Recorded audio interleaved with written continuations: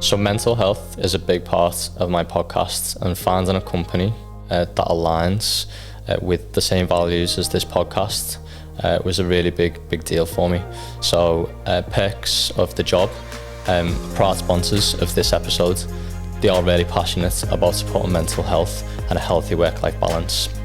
They are a platform that helps employers support their teams in a simple and effective way. With the NHS waiting times on the rise, one of the main features is the 24/7 GP access, including mental health support, counselling, career support, and just overall general well-being for staff. They also offer discounts on over 2,000 retailers. And it's all in one very simple and easy to manage and affordable platform. So if you want more information on this, then just visit perksofthejob.com. Kevin, thanks for coming on. And obviously, but I do appreciate your time on it.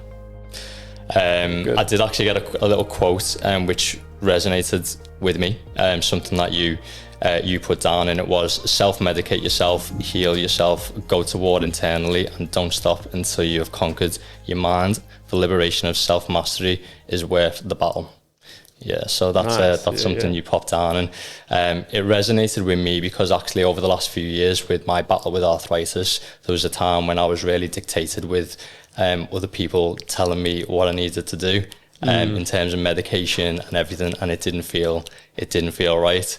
And it's only been since then, like this quote here probably resonates over my last 9 months coming off medication and actually getting in control, and like you say, medicating myself through different forms. Yeah, amazing, man. That I feel like I wrote that a little while ago. Where did you get that in? Like, is that in my broadcast messages? Yeah. I'll have a little look back, but nice. I didn't want to pick out anything really. I wanted to make sure that there was something that really hit me. And that in words, to be honest with you, is pretty much my last 9 months, I'd say. To where I am now. Interesting, man. Look, this is what I do now as well. It's like my program and the clients that I have, it's all about giving them the perspective and the tools to show them, like, look, you can self-medicate yourself, whether it be whatever. Like yours is your condition, right? Yeah. And someone else's is just their negative self-talk and their lack of courage when they want to create something and do something, but they're just too scared to do it.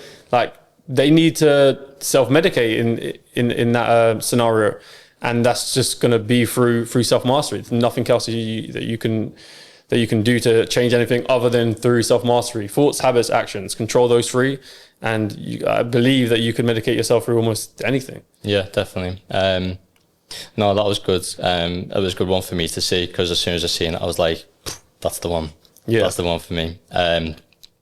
Going back to when you faced your first real experience of adversity in younger life and, into your younger football career, can you go through a bit of that? Yeah, adversity, bro, it's crazy, Do you know, if you look at my career from the outside, it looks very good. Like it just looks, successful. I was at Spurs, and then I went to Liverpool, and I did what I did at Liverpool, and then I got bought for 8 million. I went to Hull, then Hull to Blackpool, got promoted. Like it all looks good, but throughout the whole period of it, bro, I felt like I was always failing. Like I always felt like I was going through adversity. There would be like 5% of the time I felt successful, or like that I was on an upward spiral. But majority of it, bro, I felt like I was underachieving. I felt like I was going through adversity, whether it was not being where I want to be, not being exactly where I want to be, not playing enough regular football at the time. Like I always felt like there was a battle. I never once felt for longer than fucking a couple weeks that I was like smooth sailing and I had everything and I was exactly where I was supposed to be. I don't think I ever have in my life, to be honest. Yeah. Maybe one time after coming off the pitch, playing against Barcelona, beating them 4-0 and playing with Messi, maybe for like a day, I felt like, fuck, I've made it here. And then next day we go fly to Germany and get beat 4-0 and I'm getting grilled like 24 hours after. Yeah. So that's short-lived in itself. So bro, from the age of, I would say like 11, where I really started understanding adversity, training at clubs and socially not fitting in and having the other kids not pass you and having little cliques. I knew what adversity was from that point. And I just remember a moment of when I was like 11, when this kind of had like a weird social adversity at a certain club that I went to, like a grassroots kind of club. Yeah. And it really knocked my confidence and my ability to perform. And I remember ever since that point, I felt like I was on a self-development journey from there. Like, yeah, I was like, from that. I want to play. I want to play stress-free. I want to play and just enjoy football. I need to remove all this shit that's in my head. Like, I remember feeling like that from like 11, 12 years old. So I was always on a journey of like overcoming fear, learning about my mind. What can I do in order to just remove the pressure from myself and just play? Like from the age of 11, 12, I can remember doing that. So it was like ingrained in you from that point. Yeah. When you say there was 5% of the time that you felt like, you was on that smooth sailing, what would have had to happen in that 5% of the time for you to feel that? Just taste the next level. It would have been, signing a pro contract. Yeah. And then 24 hours later, now you actually learn, okay, the real work just started now. Now I've got to maintain this and get to the top of the group and get another one. And then, you get another pro contract and then next year you get released. Yeah. And now I'm released. I'm clubless. I don't have a club. Yeah. Then you sign for Liverpool. And then it's like, it's up and down, but that's when I was young. So it's rare to ever probably feel like you are where you're supposed to be. But, the small periods where I would have felt like I was kind of smooth sailing, it was short lived, but it would have been after big moments, just like making your Liverpool debut, making your Premier League debut, and then just different levels, tasting different levels for a short period of time. You look back and like, wow, like all that, like I've overcome all that until the next one comes. I think that can be a thing as well, can't it, where people achieve something and then it lasts for a moment and then all of a sudden you're thinking about the next thing. Yeah. And you never really like spend enough time actually giving yourself some credit for what you've actually done at the time. Yeah, 100%. But this is the thing as well. And this is also something that I teach. And this is the one thing that's so valuable for me, is because that's a self-development problem. Not having that perspective and not feeling grateful in the moment is a self-development problem. And that's a problem I had for a long time. Yeah. Like I always felt like I was a huge a huge slave to my own ambition. Like I was so ambitious that no level would have satisfied me. Because then, I was, the state that I'm in and the mindset that I have, no matter what you had, you're always going to create another level. So you're always going to have that be in that state of lack that you don't have, overlooking all the things that you do have. And it's even a really important lesson that my wife had to learn recently, is that, like I told you, we moved to Dubai, and then we came back to the UK, we moved to Dubai again, and we came back.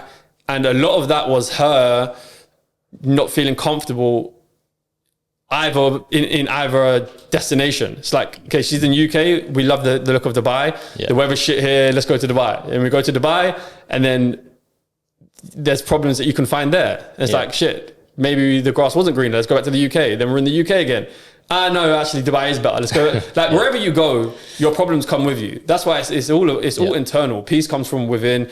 You have to earn that and create that wherever you are. Yeah, definitely. Going to when you was, again, a little bit younger, I suppose, or actually right through your career, moments of doubt and self-doubt, like you mentioned then, how did you overcome it at that point? So maybe not knowing everything you know now, what did you use then to overcome it? Bro, I used to try and outwork it. Like just continuously work on a physical level. And again, this is something that was something that held me back, because outworking things physically is limited. There's only so much you can do. On a physical level. There's only so much work you can do. There's only a certain amount of hours in a day that you have. And especially as a professional athlete, you can't, there's even more of a limit of what you can do, because you need to rest, you need to recover. So I would train and just try and out-train my self-doubt. If I'm doubting about how good I am, I'll just train harder. I'll just train more. And then that comes with its own problems, because then you're overtraining and you can get burnt out and you can get injuries, which, these things happened. So that's what I would do. And it took me to where I was, like outworking self-doubt took me and brought me the success that I had. But it came at a cost, and it was limiting. When you say it came at a cost, what was that? Was it just, did you feel burnt out? Like, did you get all the symptoms of that kind of hard work? When I say burnt out, I was never burnt out like mentally. Yeah. But physically, yeah, I mean, I got injuries. And I got a lot of my injuries were towards the back end, more so, were just overtraining, being overtrained. Yeah. You know, like fractures in my both metatarsals, that comes from just overload. Yeah. So, and that's all coming out of a state of self-doubt. I have self-doubt, so I train hard. Then I have self-doubt, so I train even harder. Yeah, physically, you can't keep up. You know, it will come at a cost. And with self-doubt comes stress as well. So stress also creates injuries. So, you know, these are the challenges that I had. So at that top level, then dealing with the pressures of things like setbacks, things like injuries and so on, just how did you deal? Was there anything you was doing to deal with the pressure of it? Because I can imagine, like, you know, I know you're out work and everything, but I can imagine that comes with a lot of pressure as well mentally for you. How was you dealing with that pressure? Yeah, I mean, mentally, I'm very, very resilient. Yeah. So I can have the worst day, wake up tomorrow, like clean slate. Okay. Like there's no like, oh, yesterday I failed, so I'm not going to try this hard today. No, I woke up every day, like mentally refilled back to 100%. I can't remember a day where I woke up disheartened, like, oh, this ain't going to work. Yeah. Every day, bro, I was like, this is a new day, I'm going again. Like I'm very good at that. But again, it's not really overcoming. Mm-hmm. It's just going again with the same problem, you know? Yeah. So that was something that I had to learn. So yeah, dealing with it, bro, was just me going again. And when you go again that many times, like that guy, you got to have some success. You can't keep that guy out. If he keeps coming back over and over and over again, he's gonna, I mean, like, okay, I had traits that were negative through that. So I would go again. And then if I haven't solved certain issues, yeah, I'll have a setback. But then I'll get back again because I keep going. Then I have a setback. That's what my career felt like to me, is like continuously up and down, which everybody will say that their career was up and down. Yeah. But mine was continuously up and down, like up, down on a week to week basis. Yeah. Rather than like 3 months was great. And then you had a down period, and then, or they had a season that was overall like up. Like mine weren't like that. Yeah, so it's getting up in the morning. I feel like actually sometimes myself is like, sometimes I'll go to bed at the night and there's all these issues or whatever, and as soon as I wake up in the morning, I just have a different feeling. Like like you say, it's a new day, and I'm like ready to go again. So that's something that you carried on throughout your whole career. Yeah. I can never remember a day where I didn't want to train. Really? Never. Yeah. Like a lot of footballers, you know, they say that they didn't really like training, or there's a lot of times where they don't want to train. Yeah, not one day, bro. I didn't want to train. You was always up in the morning going 100%. Yeah, always. What's a moment that you remember when you did hit a low, and how did you climb out of that? A few times, man. What would be the biggest? You like the biggest or just any? Yeah, just some that really stick out to you. So is there any lows that you really do remember, and what did you use to get out of them times? Yeah, I mean, it's the story that I've told a few times on my socials. It was probably when, like, a day, I remember it, like, I think like 4 times in my career I can remember crying, or like just tears. Mm-hmm. And the one that came to mind was when I was on loan at Swindon, and I had aspirations for playing for Liverpool, and I couldn't make the Swindon team. Like, I couldn't even make the squad. I was going home playing football with my friends because I weren't playing. I'd train like once or twice a week, then just have the rest of it off because I weren't playing. Yeah. So I'm sitting here like, I'm not training, so I can't, you know, when I'm talking about like, how do you overcome things? I'll just outwork it. I couldn't even outwork it because I wasn't training, I couldn't play. Yeah. So I'm just sitting with it, which is like, it's hard and it's painful and it's stressful. So then I'd go back home and train because that's all I could do. I'd train with like my friends, go 5-a-side and shit. And I just remember thinking like, how am I going to play for Liverpool if I can't make a League One side squad? And I'm at home training with friends. Like, it seems a million miles away. I just can't see it happening. Now that's how I consciously felt, but subconsciously I always had optimism that, I don't know how, but it's good. It has to. I can't see a reality where I don't end up doing it. Yeah. So that was probably one of the lowest moments I had. Yeah. So that optimism, is that just something that you've always just had? Like, you've just been an optimistic person? It's just naturally built in. Like, I could be super stressed, I could be down about whatever, but just somewhere deep down below, I'm like, no, yeah, things can change very fast. Yeah. So that's what always keeps me going. That's why I could wake up every day and go again, because I believe that today could be different. Was there an element of like, because I know there's a lot of stuff now around like, I know like my wife, for example, is really into like reading The Secret and stuff now about like visualization and stuff. Even back then, you know, when you say you was optimistic and you was visualizing, was you visualizing like playing for Liverpool still? Was that what was kind of in your mind? Yeah, on a subconscious level. I mean, I wouldn't sit there and visualize, take time out and sit there and visualize, but on a subconscious level, I would have done, yeah. Yeah. You know, if I'm like watching a game, I'll be subconsciously thinking that I can do that. I'll put myself in the position of another midfielder that was playing and be like, this is what I would do here. So on that kind of level, I would have, but not like intentionally sat down and think about it. Yeah, I get you. Coming out of football, how did it feel actually stepping away from football? It was strange. I probably, if you can go inside my mind, I've probably taken it way easier than you think a footballer could take a transition. Yeah. But again, like this is just, I'm just good at preparing my mind in a way that allows me to move forward. In whatever direction I feel like I need to go in, I'll just prepare my mind so that I can move with the least resistance. So if it's preparing my mind in the morning to go after it again with the least resistance, I can do that. That's probably the biggest tool that I have mentally, that I've always had. Like whatever it is, okay, I've got to come back from Dubai, paying no tax. Now I've got to give fucking everything up, living in England. Yeah, it's the worst and it hurts. But now I've got to prepare. Now, what else can I do? I've got to prepare my mind now in a certain way that allows me to be the most competitive, the most stress-free, and the most content and fulfilled while I'm here, while I'm doing that. Definitely.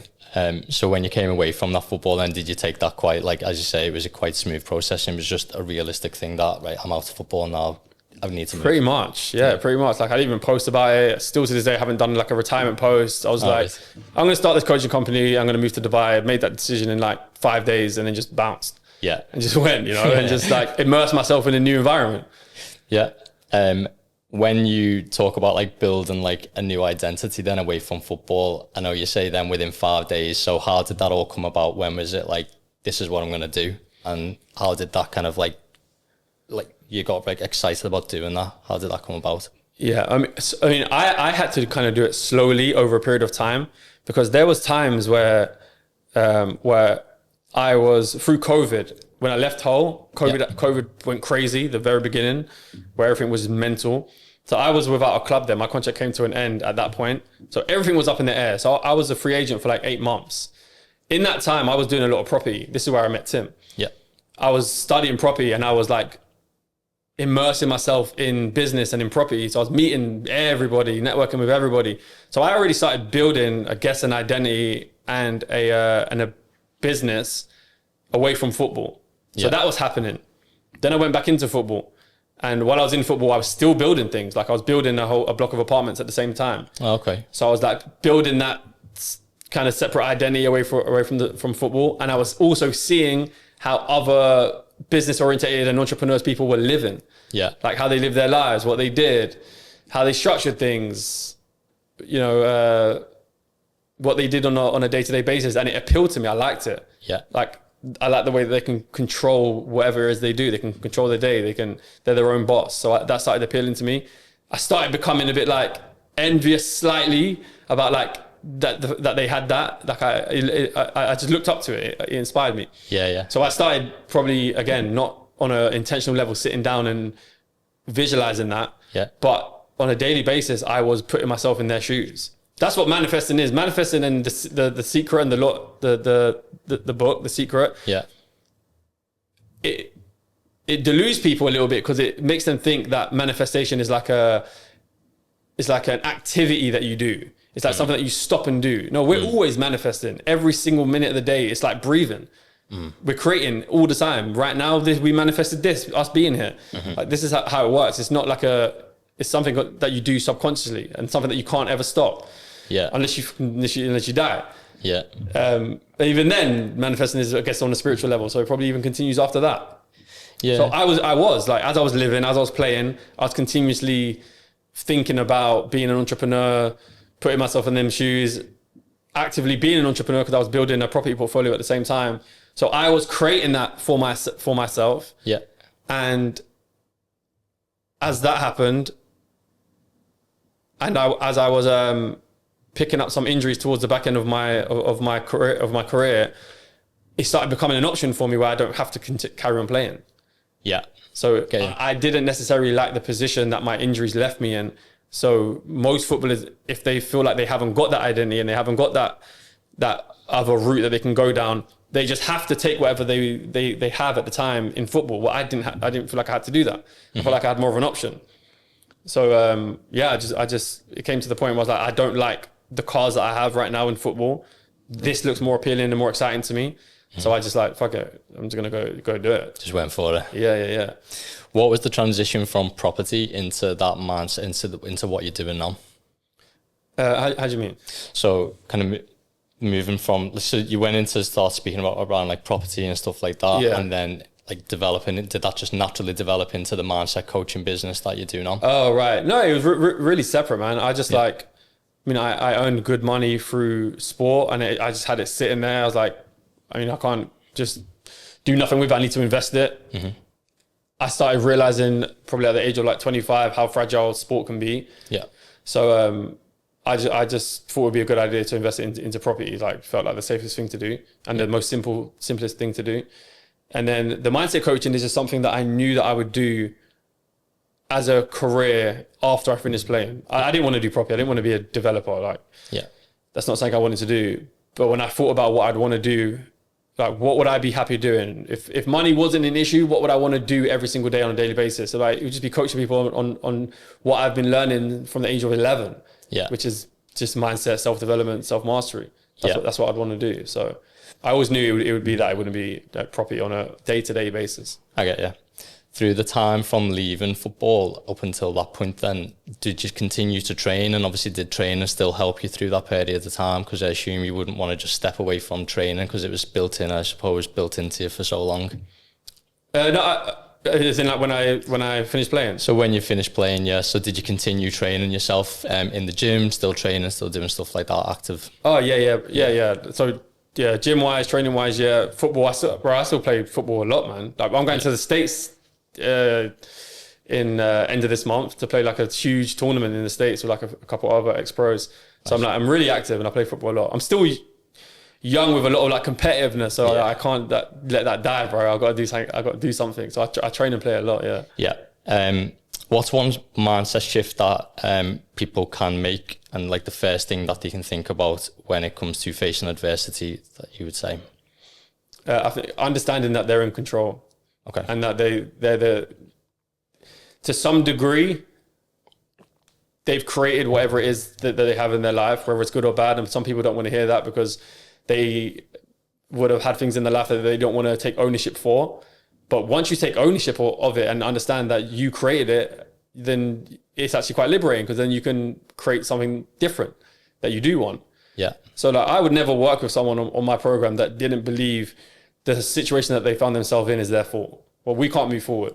Yeah. Because then you can't change it and I can't help you. So there'd be no point. You'd waste your money, you'd waste my time. So the number one thing is you realize and take full ownership of all the good things in your life and all the bad things in your life. Because people do that. People take full ownership of all the good things in their life. They're like, oh, how did you build this career? How did you get this far up in your career? They'll be like, oh, it took sacrifice, had to work hard, had to do this. They're never like, oh, I got lucky the whole way through. They give themselves credit. But then it's like, okay, what about all the shitty things in your life? How did these happen? And like, oh, this person scammed me. I got ripped off by this person. My mum was a bad mum, so now I'm a bad mum myself. Like, I get you. Do you know what I mean? They don't take ownership, but they take ownership of the good things. Yeah. So once you learn that you created these, yes, you're correct, but you also created this as well. So there's like Now you can change. There's like excuses a little bit for all the bad stuff, but for all the good stuff, they'll take like full responsibility for that's happened. Yeah. Is that something that you see quite a lot? All the time. Yeah. All the time. What's some small habits and practices that people can do? Again, facing that adversity, what's some small, like practices and routines that people can do first? I mean, it depends on obviously where they're at and what they're struggling with.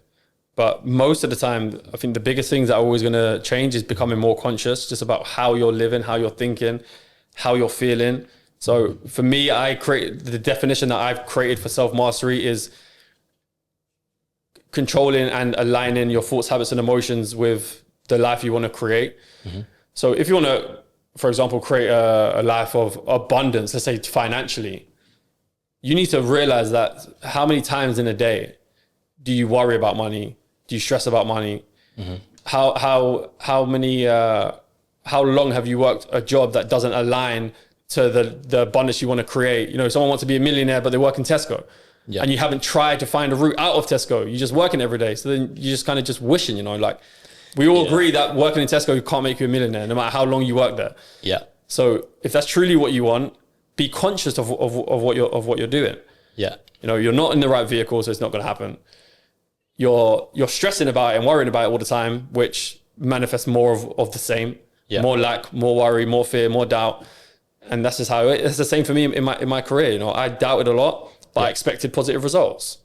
It's not going to work. I'm always going to continuously create negative results. I'm always going to create injuries if I'm worried all the time about injuries and about not progressing.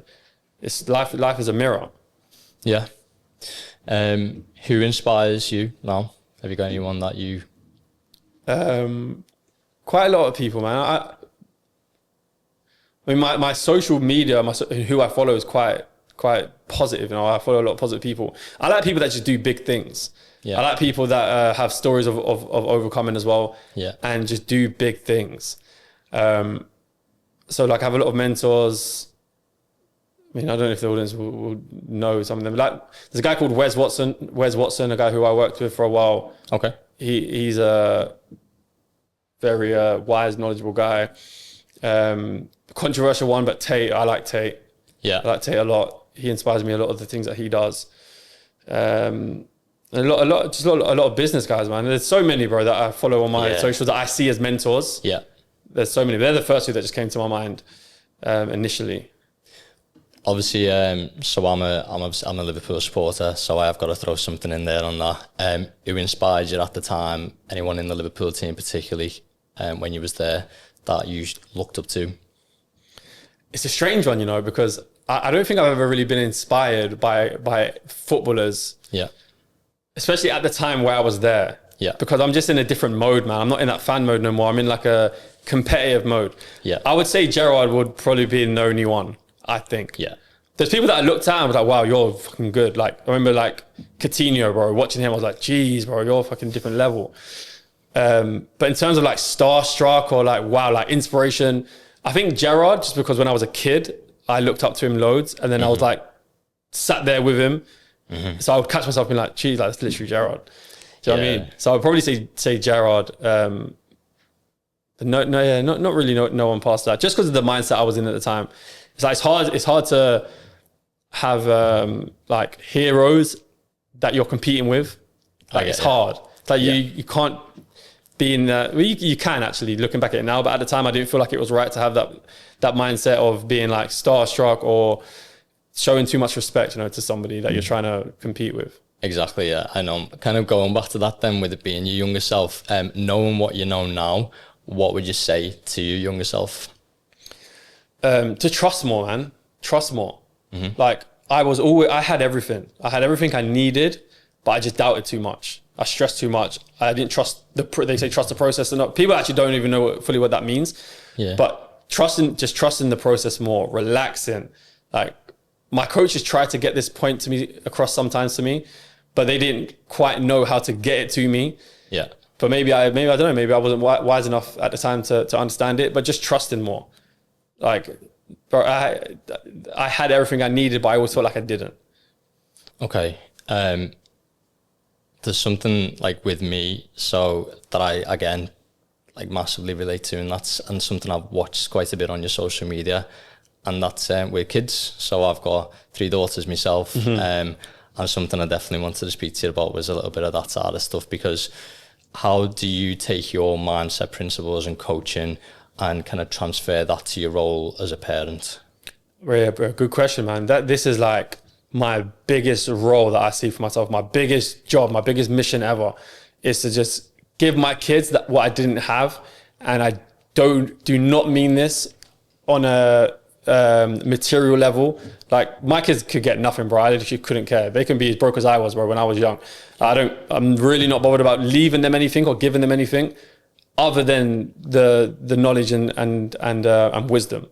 That's it. That's like my job, bro. Every day, bro, I'll give them some form of wisdom. I'll make sure that their belief systems are strong in terms of allowing them to be the most successful in whatever it is that they want to do. That's what my day is, bro. My day is literally just coaching my kids.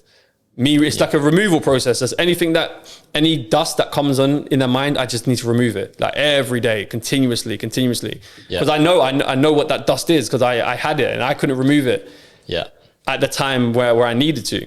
It was only after I started learning how to do that. So now I will remove the dust for them before it piles up, you know, and give them the tools themselves. So when it does come, they can remove it themselves. They can heal themselves. Yeah, so you're teaching them now a lot of the things 100% that you do. Everything, bro. Like I'm teaching them lessons that I learned when I was 30. Yeah. That they're learning at 6 and like truly understanding at 6. So I've got my oldest is nearly 5, and I'll be honest, at the moment. Key age, man. Yeah. Key age. They're playing up. You know, when I messaged you the other day about them going to bed, I was having a bit of hassle with them going to bed. So we've got a 5-year-old, well, she's nearly 5. We've got a 3-year-old and a 1-year-old. So the 1-year-old, obviously she's doing a thing, you know, just doing whatever. The 3 and the 5-year-old, now they're starting to, you know, get that relationship where they're messing around, causing havoc. So me and my wife are going through this phase at the moment of trying to have a conversation with them about what's right, what's wrong. And sometimes it goes in, but maybe for 5 minutes, and then the next minute they're doing the same thing again. Like, how do you deal with and how have you dealt with when the kids are just playing up? But as parents, we need to be careful. We need to be careful when of what we're teaching them. I know sometimes we feel like we're doing the best for them, but sometimes we're actually doing the opposite. And I think it's important to know when to punish them and when to coach them. I think there's 2 different things. Okay. And you need to be careful about what you're coaching them on and what you're coaching them out of. For example, I was on a call with a coaching call with a mum. I coach parents on this. This wasn't planned. I didn't plan on coaching parents on raising like their kids and athletes. Yeah. I just put content out of me doing mine, and then they started coming in. Yeah. But then, so a mum would say to me like, my kid just is like, he's just crazy. All the other kids are more chilled, they're relaxed, but this guy's just crazy. Like these other kids will come out of the school and they'll walk down the stairs. Mine would jump over the fence. Yeah. And I'm like, all right, cool. And I was like, and I say, okay, what did you do? I told him off. I said, why are you doing that? Just walk down the stairs like every other kid. I was like, all right, but 5 minutes ago, you said that you didn't like the school system, and you said that they take the individuality out of every kid, and you said that you didn't want him to be like everybody else. Yeah. But then when he's doing things in a different way, you're coaching it out of him. Yeah. So it doesn't make sense. Be careful what you're coaching them. Yeah. So even though they can be stressful, even though they can do crazy things, my kids are bonkers, bro. Like if you came outside 10 seconds before you did, you would have seen one of them hanging out the car window. Like they're crazy.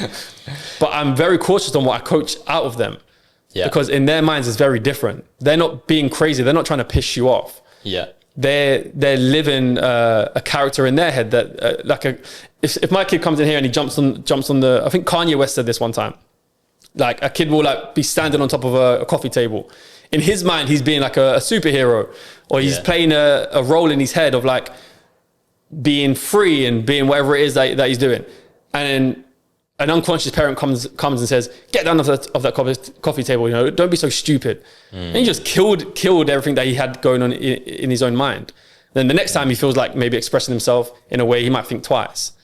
And then this leads into adulthood of when someone wants to go and pursue a career, but they feel stupid for doing it. And they're going to get judged, and they don't believe in themselves. That came from somewhere. That came from their childhood when they expressed themselves one time, and it got coached out of them, and it got told out of them. Yeah. So sometimes, bro, you got to just see the bigger picture, and know that maybe what they're doing here is fucking hard, and it might even be a bit dangerous sometimes, but let me think about what this actually means. And there, of course, bro, there's a time where you got to teach them, and they are taking the piss, and you do have to go bed. But I think it's knowing the times of which one's which. That is a good point. That literally has just opened my mind to thinking back probably, and sometimes I'll try and think back to when I was little. Yeah. And I think, right, in this scenario, but it always leads to, I don't remember, I remember having a bit of fear when I was little of doing things wrong and being, and being naughty and stuff. And I just don't see the fear in them. I just don't see like you say, you try and do the right things in terms of consequences, try and tell them what to do, and you're trying to figure out the best way of doing it. But I just never see sometimes there's just no fear in them. Yeah, but bro, how much would you like that now? Yeah. To live your life with no fear. Yeah. You'd love that, right? Yeah. So we don't want to give that to them. It's it's a fine line between, of course, you need to teach them to be cautious, but I don't want them to be fearful. Another example is and I realized this. My kid will be riding a scooter super fast, racing each other, going crazy. They're racing, they're having fun, they're skilled on their scooters, and then me being unconscious, being a dummy, would be like, Zai, his name's Zai, be careful you don't fall off. Yeah. It was never part of his consciousness to fall off. Yeah. Until I put it in there. Now it's an option. Yeah. Now he's gone fear-based. Now it's like, shit, I could fall off. Where before it wasn't there. Yeah. Now if he falls off, he falls off. Shit, it happens. Mm-hmm. But now I've increased the chances of him falling off because I put it in his mind. Yeah, he was never thinking. He was never thinking it. And this is what we do. It's what parents do. The amount of parents that talk so negatively about their kids, and you wonder why their kids, don't believe in themselves. Yeah. So many parents I speak to at football that they'll come over and say, your kids are good. I'm like, yeah. No, how are yours getting on? Not very good. He's rubbish. Why are you saying that? Yeah. I know that they're not saying that just in private as well. I know they've said that to their kids, or I know they've said things on a not that direct to their kid, but they've said it in a way that their kid has taken it like that. Or maybe we should, maybe we shouldn't come here that often because you're probably not going to be a footballer. But he might want to be. Now you've killed that for him. Yeah, I get. Yeah. When you said 4 or 5 years old is quite an important age, that's just to point the fact that you start taking things in at that stage and really picking up on habits and stuff. Well, they say 0 to 7, bro, is where all their belief systems are created. That's when they're in a state of theta. I don't know if you know about the state of theta, the brainwaves, but there's a state of theta where it's that's the state that we're in. Do you know when you're just kind of falling asleep or just waking up? Yeah. That's when your subconscious is the most open. It's the most gullible. It's when you can get the most information into it. Mm-hmm. If I told you right now that the sky is green, you'd be like, no, it's not. You would shut it down straight away. But there'd be more chance of you believing it in the state of theta. Yeah. So it's basically when their brains are just like a sponge. Yeah. They just learn and they're gullible and they take everything so seriously, and it just goes deep into the subconscious. Yeah. That's the state they're in from 0 to 7. Okay. So they're in that 24/7, not just in a state of sleep. Mm-hmm. They're in that 24/7. So that's where all their belief systems are developed, and they take them through into their teenage years and adulthood. Did your mindset change when you had the kids? Did you see any shift in mindset yourself? I wouldn't say dramatic ones. I'd say it definitely made me more conscious. It's definitely helped me understand mindset more and understand myself more and understand other people more. It's I can see how delicate their brains are and their belief systems are. I can see where I got all mine from, because my family definitely wasn't as conscious as I was, and these guys still pick up bad beliefs, even though how conscious I am that I homeschool them and I protect them and I really manage who they see and what's said to them, and they still develop negative beliefs and they still develop fear. So for someone else who's just open and you go to school and you socialize way more and you meet more negative people, I understand why people are negative, Yeah, I get, yeah. So I was raised actually by my nan and granddad pretty much, and I from an early age, I think now thinking back about it also, from when my parents were really young, when I was born, and too young to have me really, and I was put up for like adoption and stuff like that, and it was actually my nan and granddad that came pretty much to the rescue, and they were the ones that kind of, you know, they adopted you. Yeah, so and then raised you on. They raised me to a set until I was 5, and I was actually taken back by my dad then, and then I had a stepmom, and it wasn't a good situation, scenario for me. Yeah, and that time happened till I was about 11, I'd say. Right. And then once again, I got to that point where, you know, something was probably going to happen about the situation, and my nan and granddad stepped in again and really took me on from that point. Yeah. And I think from 11 years old, I think there's so many things like you're saying there that I think I've carried on to adult life from that kind of 100% being like between born and 11. Yeah. Like habits. Bro, you don't understand like a young kid with no context of the world whatsoever, just a brain that's a sponge, no real coaching through it. You're going to just develop whatever beliefs like your brain just thinks of, or what you've taken, what this random guy said here, or you're watching a TV show. Like there's so many beliefs you would have just absorbed, good and bad. Yeah. Like this is it. Like I'm just constantly like intercepting negative beliefs that my kids can get, that I don't want them to be deeply instilled into their subconscious. Yeah. I've got to correct it before it does that. Yeah. And like this is me. They're with me 24/7. Yeah. So for the people that just normal kids that just obviously don't have that, like, bro, you're getting beliefs from everywhere, anywhere. Like, that's why sometimes you got to just forgive yourself a little bit as you get older, and be like, look, the way I am is because, like, you know, I didn't have that conscious of parents. I know I had maybe a negative upbringing, but that's what I'm saying is that, all right, you're not a kid no more. Now you're more conscious. At that point, that wasn't your fault because you're a kid. You can't choose your own belief systems. You can't choose your parents. But now you're an adult now you can consciously understand that you're responsible for everything now moving forward. You can now change your beliefs. If you die with the same beliefs, that's your fault. It ain't your fault that you got them. But if you die with them, it is your fault. Because now you're an adult. Now you can consciously choose what it is you want to believe. Now you can decide whether the belief systems that you have, are they serving you? Are they creating the life that you want, the character that you want? No, they're not. Okay, remove, create new ones. Yeah. But people don't understand that this is the power that they have. Yeah, definitely. I'm a completely different person now. I sort of think, and kind of saying with before, from like 11 till you know, being an adult, having like that stable support. And what I remember actually is, like, my nan and granddad actually never used to tell me off. I never used to remember that, and I was allowed to just be kind of what I probably wanted to be from just a young age and stuff, a kid.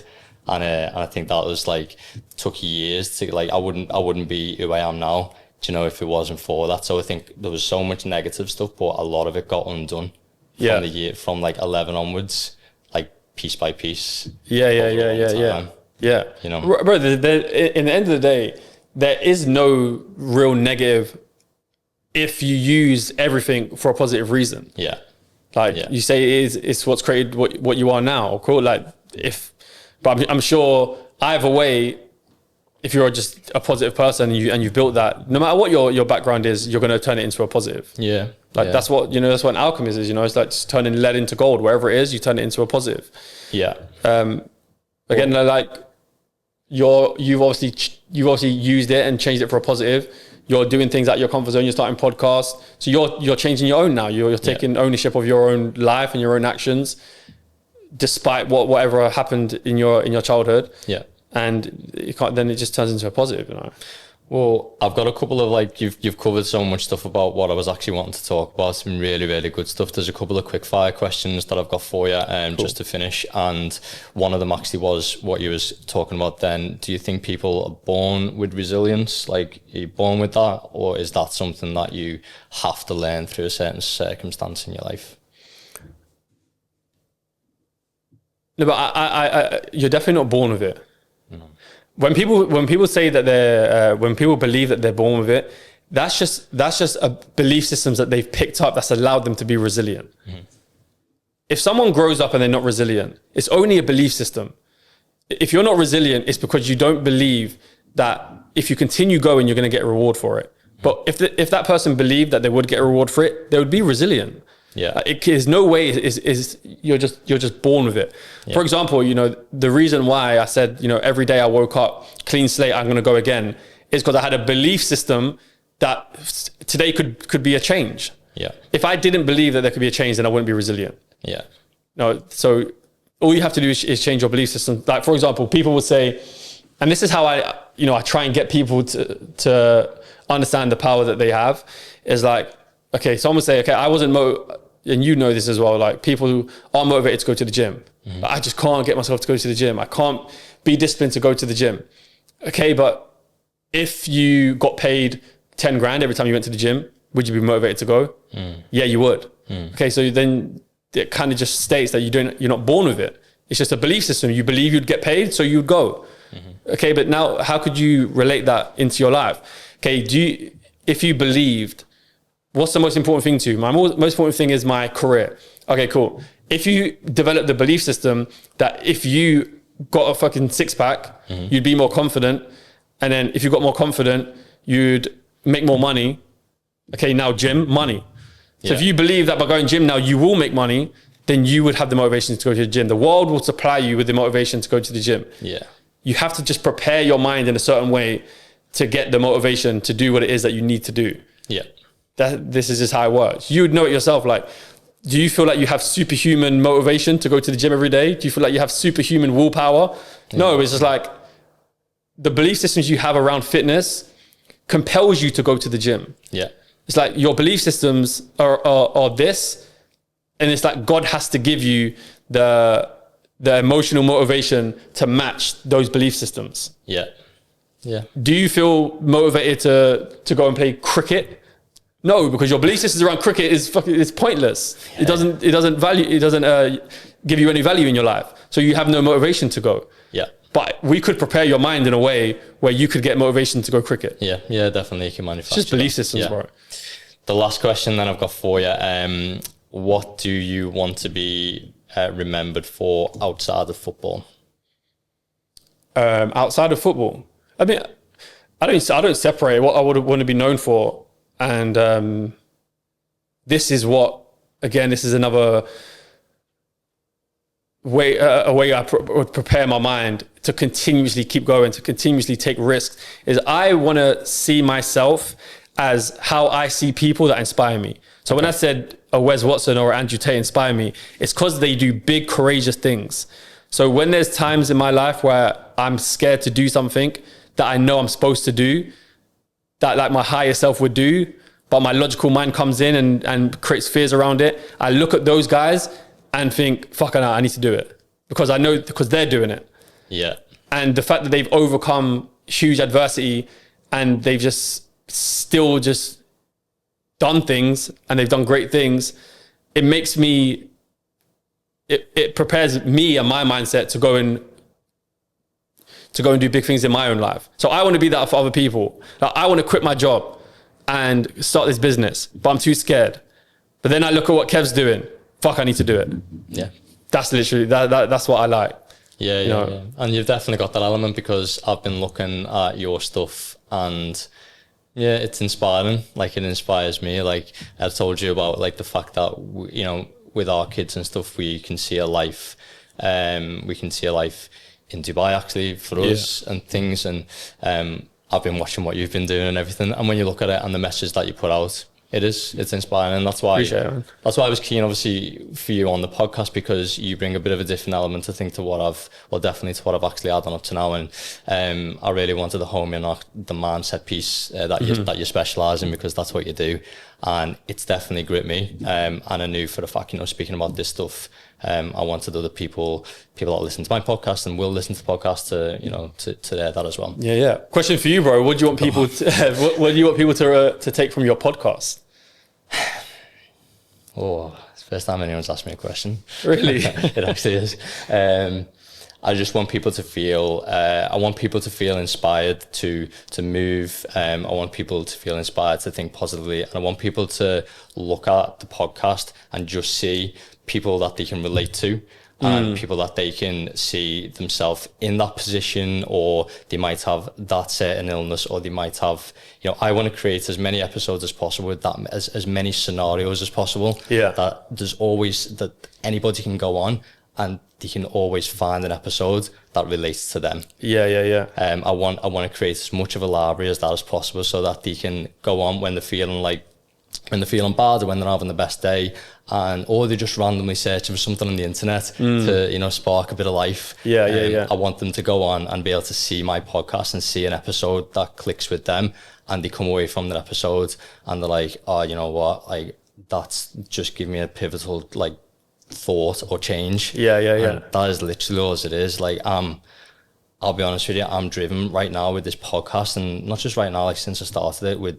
genuine, so much passion. Yeah. Like, I am waking up in the morning, 4 o'clock in the morning, my eyes open, I am straight to it. I start work at 6, and that gives me an hour before work, before I go traveling, to go for it, because, like, I am that hell bent on creating something that, like, will genuinely make a difference to people. Yeah. Because I know I've been through it for the last, like, 4 years. I mean, just from the beginning, really, in my life and stuff, there's been plenty of adversities, but, the last 4 years for definite, I've really suffered with it, and I've come out of it not perfect, but I've definitely feel like I'm getting myself back, and I just want to be able to create something that, like, people are gonna relate to, that me and other guests like you. Yeah. Good, bro. Joe, do you know what I realized motivation actually is? Actually, I only figured this out the other day. Is that I realized that people think motivation is like this thing that they need, like all this, like this energy that you're just after. But motivation is evidence. So when someone watches your podcast and they see someone that relates to them, like a story of overcoming, and maybe they're in a position that they want to change and they don't have the motivation. The only reason why someone don't have the motivation is because they don't have enough evidence. So when they see someone that has a similar story to what they had, and they overcome it, it gives them not motivation. Motivation comes after. It gives them evidence that it can be done. Then the motivation comes. Then you get gifted with motivation. Why? Because your beliefs just changed. That person gave you belief that you can get to where you want to go. So if I'm stuck here, and I want to make this jump, but I'm scared, and I saw someone else do it, I got motivated because they just showed me evidence that it can be done. I think that's the thing, I think it's because that's when what your question there is, I know I've done it, and I know I can share that, and I want to provide other people, like you say, that have done it. That's what I'm saying. You bring people, exactly. You're basically bringing people here to create a case for other people to, like, no, look, it can be done. It can be done. There's evidence right in front of you. I'm bringing you evidence every single week of someone overcoming something that you currently haven't. So it can be done. Definitely. That's all it is, evidence. Once they have evidence, once they believe, then they'll wake up every day with a clean slate and believe that they can do it. Because they have enough evidence. Thank you. Honestly, I love doing this podcast. Like, I really, really do. And speaking to someone like yourself and any guest that's been on here, I actually just love having a conversation with them. And something that I'm still trying to work on. We spoke about it myself and asked the right questions and so on. But I think, I'm happy with everything we've gone through there. And no, it's really, really good. Thank you for your time. I appreciate it, man. Thanks for having me on.